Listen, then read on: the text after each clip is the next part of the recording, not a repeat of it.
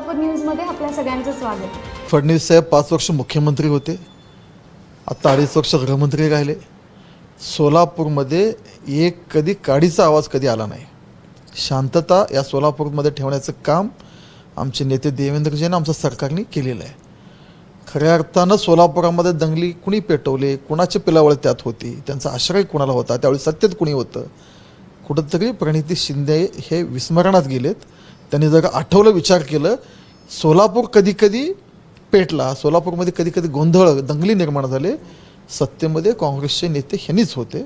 आणि निवडणुका आले की अशा गोष्टी, विकासाच्या गोष्टी बोलायचे.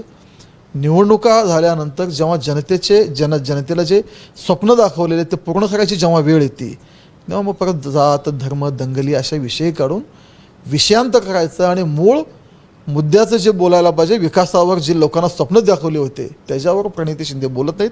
प्रणिती शिंदेंना पक्क कळून चुकलं आहे.